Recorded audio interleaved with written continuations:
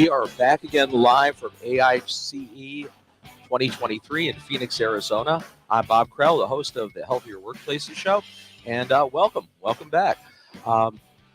Really excited with us. We have a special live interview, live discussion with our keynote from this morning, Dr. Poppy Crum, and also joining us is Manji Danga. Yes.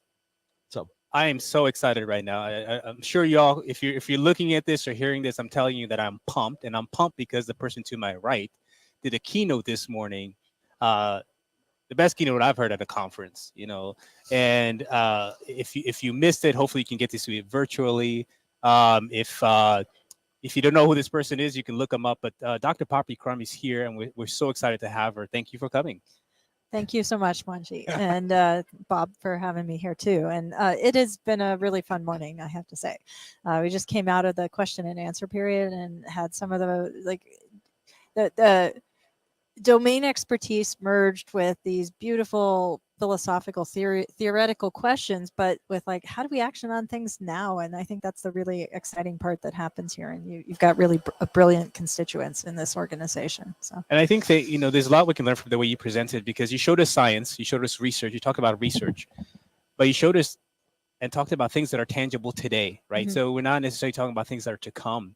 And I think that's what got people excited to say what she's presented, these, looking at these devices or these approaches, and then how we circle it back to workers. One question I had for you, by the way, is I see the work that you're doing as a liberation for that user, right? So, and I wonder for that worker too, because today, if I go and I do my industrial hygiene thing, I tend to put a sensor on a person, and then later on, I write this report, right? And what I heard from you was we can get to a place where that worker is getting that information maybe instantaneous, if you will, and maybe they have the ability and the authority to perhaps start making interventions in their workplace while that stuff is going on.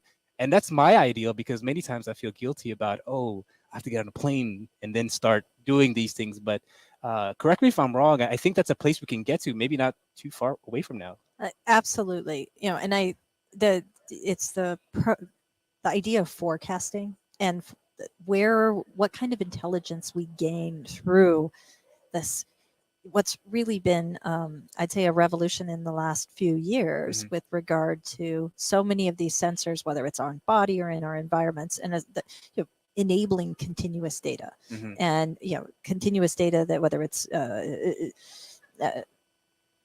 blood glucose or electroencephalograms or even eye gaze, all of this information in its right form and its interoperable intelligence becomes a really rich picture that there's a lot of opportunity for forecasting. An example, when I was introducing digital twins in my talk, I was showing the reef tank I have in my house, and the transformation of a healthy ecosystem where we go from where it started, where I was reactive, sampling, measuring things at the beginning, measuring things with very crude in points of intersection and limited points of human interaction, where frankly it was unsuccessful until the point now where I've got everything digitized. I have continuous data across a number of elements that let me have a very dynamic, optimized ecosystem.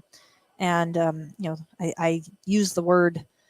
One thing, it's how do we make an effective ecosystem with this data that lets us forecast health and safety, and the things you just mentioned with where you can be proactive instead of reactive because of that data and have interventions that are faster, quicker, before there's so that you're enabling instead of fixing. Yes, is a huge capability. And by the way, on her presentation, she had this slide with the aquarium and then a bunch of dashboards she had created with all, with all the variables. I think that's great. And now, just like that aquarium, I think we could take some of these information into not also overwhelm these users and workers and give them the information that they need, because sometimes I feel too in our communication as scientists, we overwhelm and we write a report or we have a dashboard with 5 things when maybe the worker just needs the one thing. Yeah. So when it comes to the communication of these, with the technologies of these outputs, it should be really important how we think about, visualizing those, or is it maybe it's an audio message instead of a dashboard? Maybe it's how have you thought about those communication mediums or manners? That's a beautiful question, and because the user experience with data is frankly everything. An autonomous system is one thing, but we're human, and human brains don't need all the data. We need the right data weighted in the most effective ways, because that's going to shape how we behave. It's going to shape our reactions. It's going to shape the insights we have. And visual is, I often talk about embodied UX. And embodied UX for me is when you start thinking about not just, I'm going to put a visual display in front of people in the same standard way I've always done that. Instead, it's like, wait, I've got other faculties. I've got other ways of sensing data and information. Sometimes sound is the best. Is it speech? Is it auditory cues? Is there sonification of information in different environments that makes me, intersects with what I see, so that I, can deliver different information?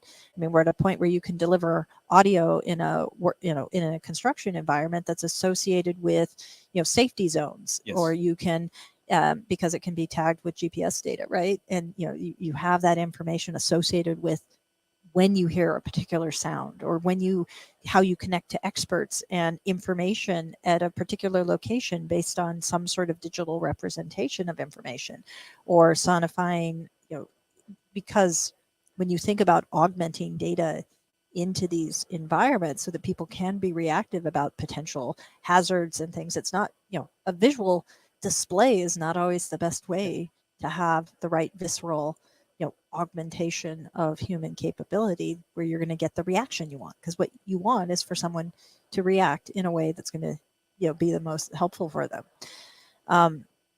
One thing that you said that I also really love is you were talking about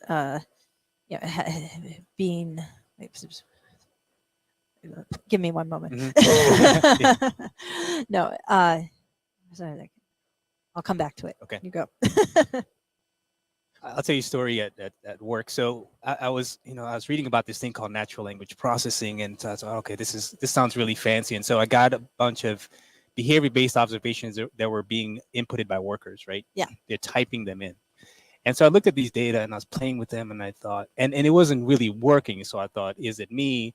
And what I realized is they were writing in incomplete sentences, and grammar was off and things like that. So I came to my coworker and I said, we need to teach people to write incomplete sentences, because this language thing is not going to pick up unless these people change the way they do things. And then what she told me is, you're talking about a segment of workers who actually don't log into computers that much. Yeah. They don't write emails. So this idea of trying to change the human to adapt to the technology is going to fail. They don't write emails, so they're not going to write complete sentences such that you can teach this model to understand what it is they're saying. And so then we talked about, okay, maybe we do a voice to text. But then I was like, oh, the environment is too noisy. So maybe thinking from a human factors perspective, are there times where we actually try to fit the human to the technology and not the way around? Because that's what I was trying to do. And it seems like sometimes we do that based on how devices are designed, or how algorithm works, or things like that. We do that all the time, and we do that based on our workflows and the systems that exist, and we try to make perturbations in one dimension that we can, and there's no question about that. That's so there are different things. Technology can actually, so I remembered my thought that I wanted to use, which ties back into this. Humor me for a moment, but where you were talking about the importance of visualization in my talk, one of the examples when I'm introducing people to digital twins, which isn't new, it's the concept's been around a long time. It's just how much data, the resolution, the sampling, the dimensionality of that's changed. But it comes back to this question that you said, but with the importance of visualization is, like air traffic controllers. Imagine if an air traffic controller were watching an Excel sheet, right? Or we're watching something that didn't have, the spatial or had spatial representations that were not intuitive, that they hadn't, that the mental representation, the reactions, the decisions they would be making would be very different, right? Yes. And so that digitization of physical information and how it's represented to a user, now we're in a different place where we think about, say, that data has other dimensions that are optimized for as well. And it changes, again, it's how do you create a system that can understand as effectively as possible, not as efficiently, effectively as possible, Mhm. A better outcome. And when you say, how do we always take data and systems and try to change the user? I mean, we have a history of doing that for sure. But we're in a place where I think you can rethink how we are approaching these problems, and sometimes it's not always the most yeah, when I look at let me think of a good example of a place where we have put something in a box. Mhm. uh you know the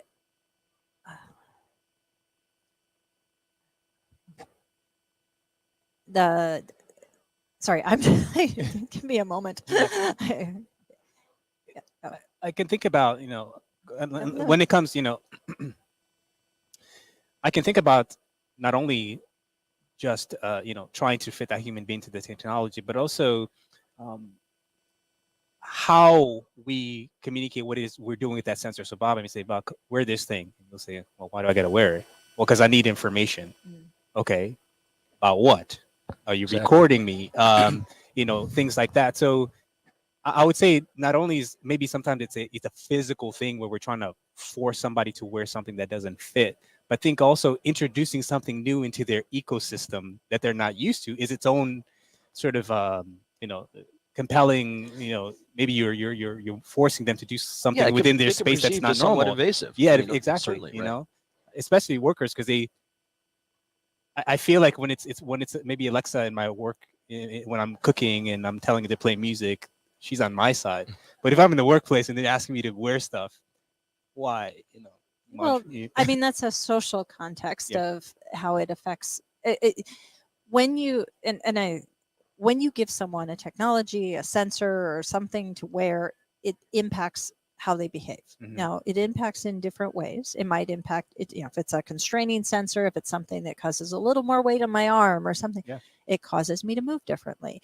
It causes me to make decisions with even just subtle motions of my body. If it's something that I know is recording me, it changes what I might say, it Mhm. changes how I might interact. And so your data becomes biased, it becomes shaped in different directions. One of the things, and I talked about this, I teach a class, my class at Stanford is really focused on it's neuroplasticity in video gaming, but they develop games, but it's less about developing video games, but it's more about thinking of what is the right, when you engage with a technology in any way, it shapes your brain. It's going to shape it in any sort of learning or use of a technology causes our brains to be different behaviorally, but at the sensory level in how we engage with it, but then also at the social level. Mhm. So if I, am going to create a game where I want someone to be learning about a body movement, or I'm trying to teach something in a game, maybe it's empathy, or maybe it's understanding a spatial environment, and I have them working on a computer screen on a keyboard with Mhm. left and right arrows. That's not a very embodied exchange, Mhm. right?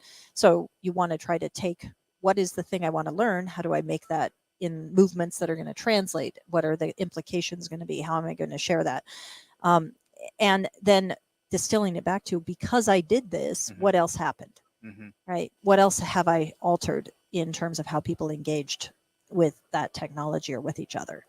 And I think there's a lot of things that happen in those spaces, but any time that you go in those directions. Interesting. I gotta.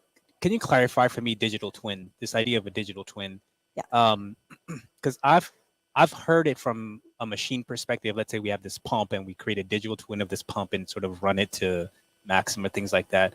But do I have this concept right? Can I create a digital twin of a worker such that, let's say we have a building design and I can have this worker digital twin walk through this space because you gave me the CAD drawing of your building to see maybe Yeah. where your pipes are and would they hit it, or where the platforms are? Would that be a concept that fits within the digital twin? Or is how am I looking at it Absolutely. aligned with that? Yeah, absolutely. Like I look at, you've got you've got companies right now that in a building are really focused on fine asset management tracking, right? Mhm. In terms of a digital twin. So whether it's a construction site or it's a hospital, having the physical devices, the ones that move, the ones that are static, actually have, you can have sensors that are, that are very, low, high acuity in, typically GPS denied and GNSS denied environments because through other technologies. So you're gaining this like rich insight to how things move in that space. Well, the one you care the most about is now the human and human efficiency, let's say effectiveness, but also just knowledge for knowing where things are and being able to track that building. The digital twin in that space is for the health of the environment, whether it's intersecting with even HVAC systems and operationalizing the environmental space, but it's also at the hospital level, that intelligence of movement, asset tracking between individuals and devices ends up saving time for patients. It ends up saving time for clinicians. It ends up to a higher quality of experience for both the patient and less overtime and more effectiveness for the workflow in that space. And what kind of data you need to create a digital twin? So let's say Bob here and I put a sensor on him for a year that collects enough information such that we can now move to the construction of a digital twin. How high level, how does it? Because I'm assuming you need a lot of data to replicate that twin, right? Or well, I mean, okay, so I think for me, one of the important things is to say, okay, we don't need to, we don't need to solve for the future state of things that honestly we haven't even mapped out. Like, we haven't figured out all the ways that we can protect this data as we go forward. What you want to think about in wrapping your mind around where's a digital twin effective for me is it can even, again, we don't want all the data. You want the data that's relevant to make your world more efficient, more effective, more successful, improve the quality of product, quality of output, quality of forecasting that you can bring to your environment and to your successes. So, in a workplace, do you need a digital twin of someone's body? Probably not, right? Do you need a digital twin of, how people behave, in an anonymous way in an environment? That could be helpful. Now, does having a little bit of data? It depends on the data. True. Right? It depends on the dimensionality of that data. What you need is, a little bit of data can go a long ways if it's the right data. And, I use the example of in a factory, I think digital twin, Microsoft Azure's, prototype example is, a factory where you've got, factory lines that have, temperature and humidity, and you've got product that came off of that somewhere that had mold. Historically, you would have to pull all of that product. You'd be in a place where you wouldn't have control over that environment. But just having the humidity sensors, you can identify one particular production line that was 2 degrees off and a point on it. So you need to find track the product that came off of that line. And, do you need, 10 years of data to drive that? No, you just need enough to know that there's a differential and that something was off.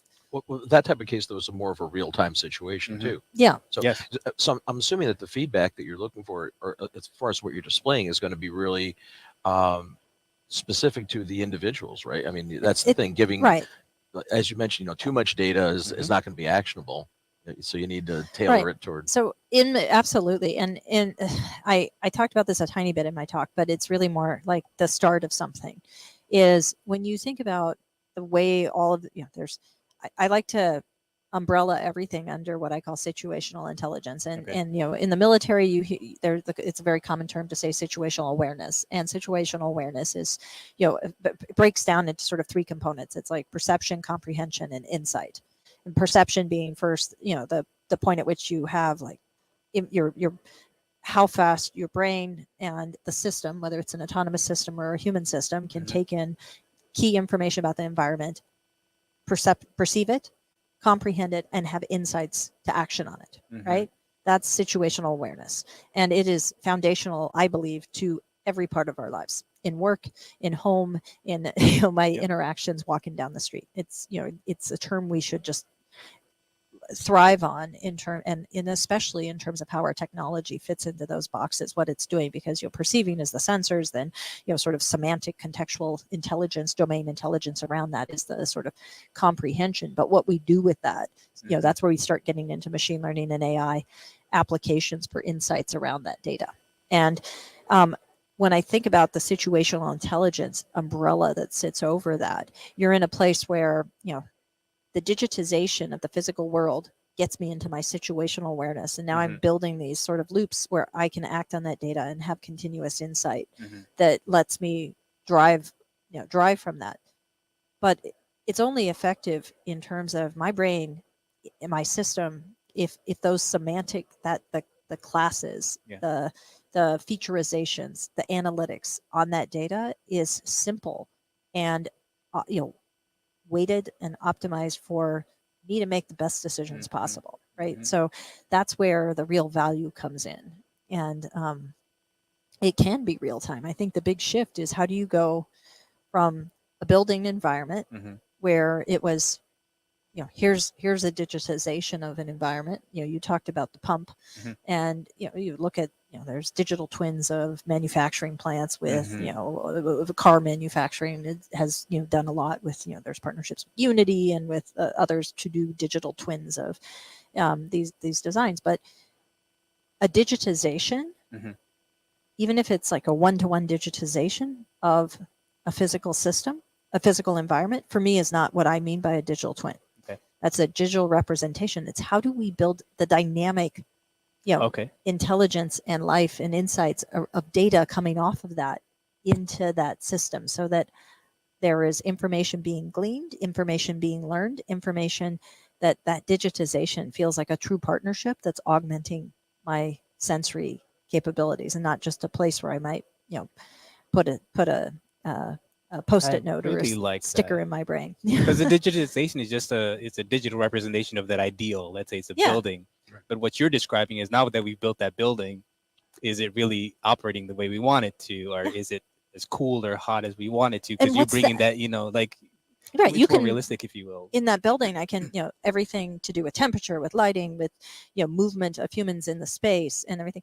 That those are all ways of describing it that are part of the digital twin. But then there's also optimization and effectiveness and things, and how you can improve that become, and how that building, interacts with the. When I say interacts, it's the many different parameters that it can change, whether it is temperature, whether it is airflow, whether it is heating. I mean, well, I said heating, but whether it is also, things like sound and lighting, to change that impact how the individuals are successful in those spaces. And how wonderful would it be if we think about these things ahead of time rather than after, and think about everybody or the people that are going to be in that building. So if we look at a building, we say, okay, people are going to be here, for 8 hours, but if maybe there's a crew that's there much longer, or there's folks in the kitchen versus the offices, and thinking about all those people, within that space is absolutely. And there's, it's very doable, and the things that there's the success of the human, but the success of the human is dependent on things like lighting and light bulbs and things running out, and and you have all of those dynamics in your system that are then forecasting and predictive, so that work orders are effectively, that those can be AI generated for where things are going to fail, where things need to be replaced before they happen, before you have safety issues, before you have, the human impacted by something that's part of the building infrastructure or part of the building, success. So your keynote, I'll keep saying again, it was wonderful. This discussion is wonderful. So how can a person like me as an IH, as I anticipate your next talk, how can I get plugged into some of the things? I'm not a researcher, but how can I start thinking about, what do I Google? What, maybe what conference do I attend? And how do I start thinking in a way that allows me to both continue learning about technology, but keeping the situational awareness concept alive, because I'm wondering today, I was going to actually ask you this. What books should I read? What podcast should I listen to? Where should I be going? Just to keep abreast on things that are changing, or I don't know. It's probably a very, maybe not a hard question to ask, but probably it depends, you know. But would you have any off the top of your head, based on the questions we've been having at the Q&A session? You could see what kind of questions we're asking you. What are some resources you think we can check out or?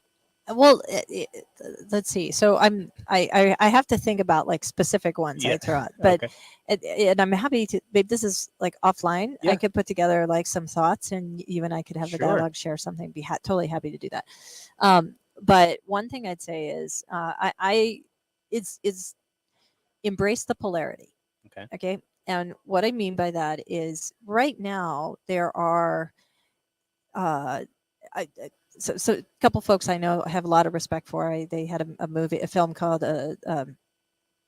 Social Dilemma. It was on Yes. Netflix. Mhm. I'm in the credits. You'll see me there. I'm actually I'm very technology optimist. You know that probably from listening to me, Yes.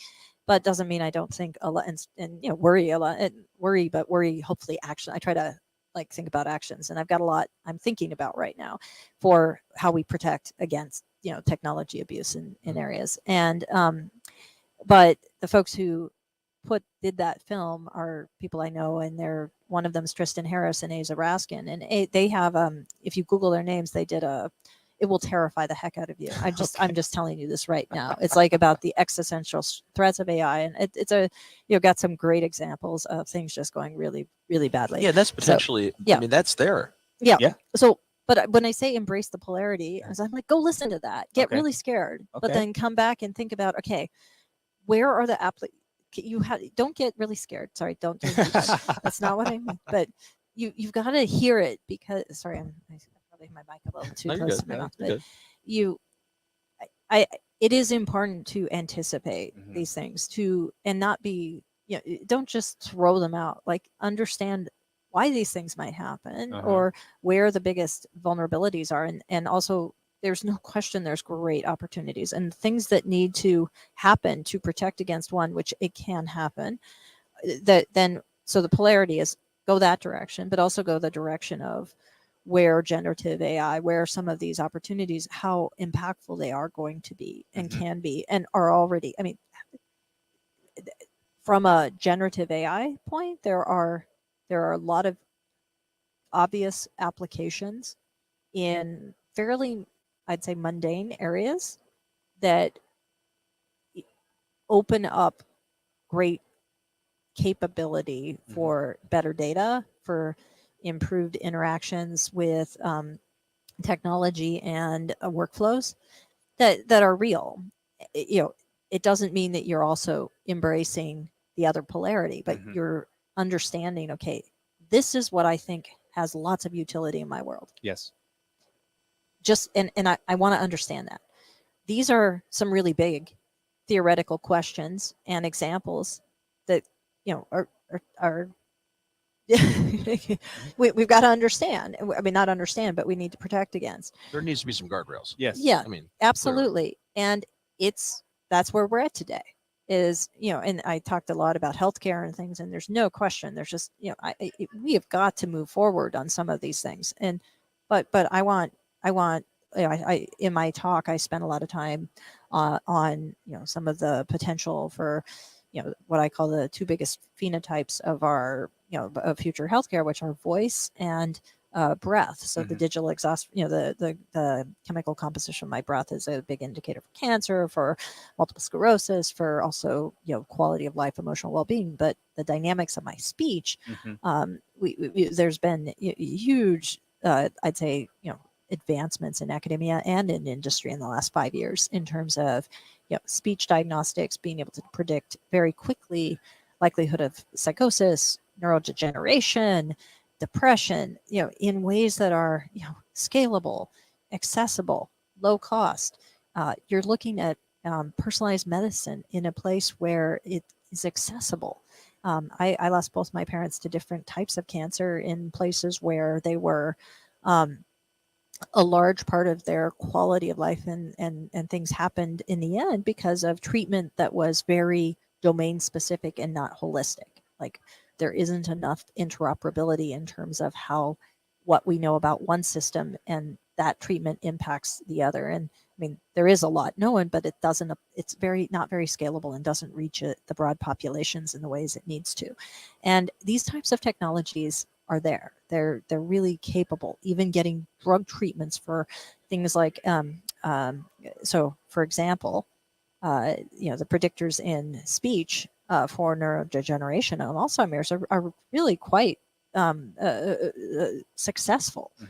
And yet the NIH doesn't use speech diagnostics in any way because the FDA doesn't recognize them and needs plasma screenings.